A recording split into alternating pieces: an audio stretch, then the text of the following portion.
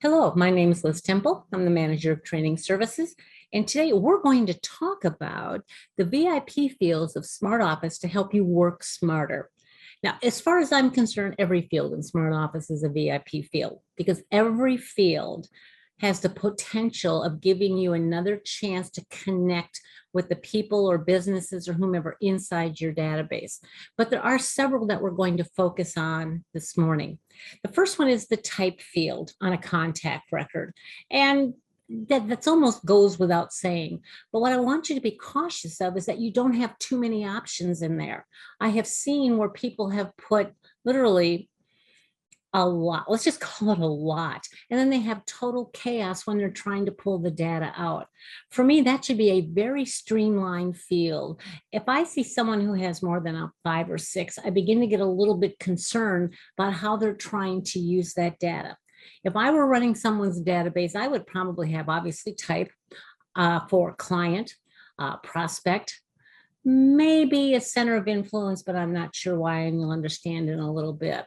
So I really do keep them very, very streamlined.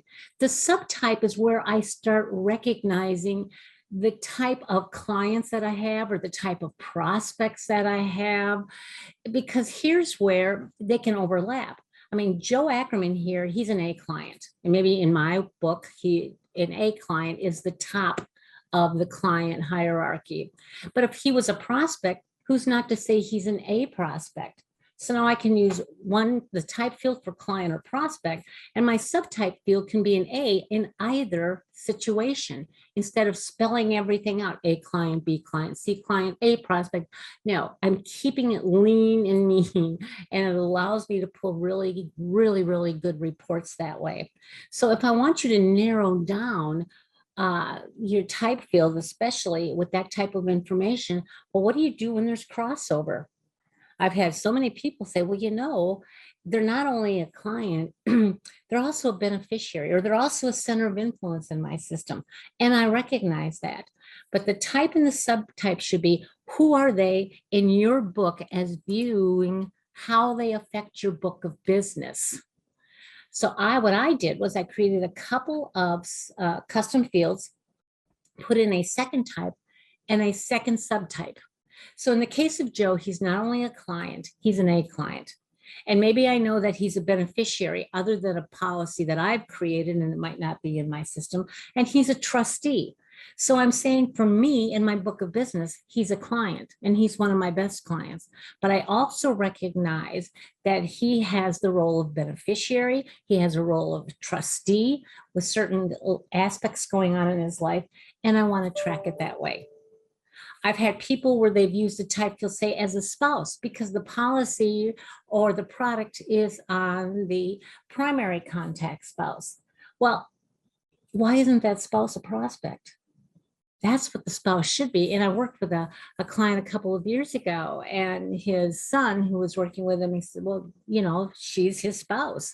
And I said, why isn't she a prospect? Does she have any products with you? Well, no, then she's a prospect. You've sold her husband, but now you should be also looking at what can you do for the spouse. And his father, who was the registered user, said, that's exactly right. So what we did was we put her as a prospect. And then in the second subtype, we indicated that even though she's under the family as a spouse, they liked those kind of secondary options. The same thing with source and subsource. A source should be, where did they come from? Did they come from a seminar? Did they come from your church directory? Did they come from, I was going to say, a newspaper? I don't know if you get that much anymore, a direct mail. How did you acquire that person's record? But here again, you want to keep it very high level. In the case of Joe, you notice that I put he came from the Chamber of Commerce. Well, that's great, but many chambers have a lot of members in the chamber. So who do you want? Do you want all of those people? Well, it would be nice, but highly unlikely, especially if you're going to focus on other members of the chamber. You want those that are on what you would call the movers and the shakers.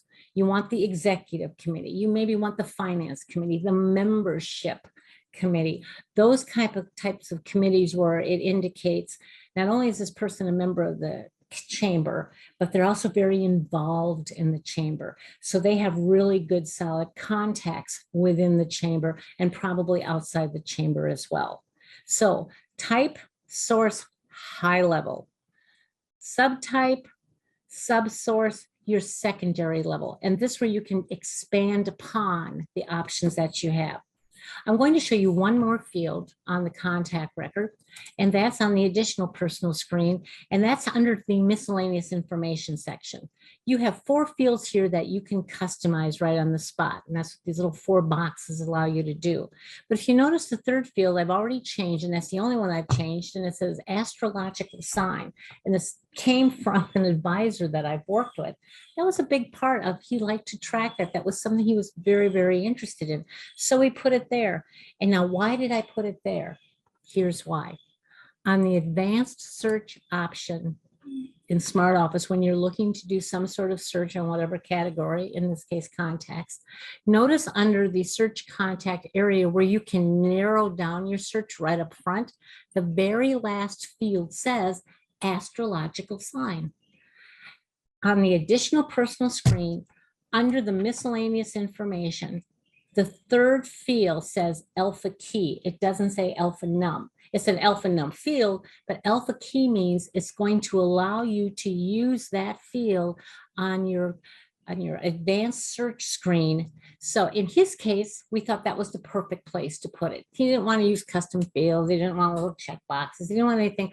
It's right there. And if for some reason there's something going on in the world of astrology, he can go right to advanced search. He can click on that drop-down box. He can find the sign that he's looking for, hit search, and he'll get his list.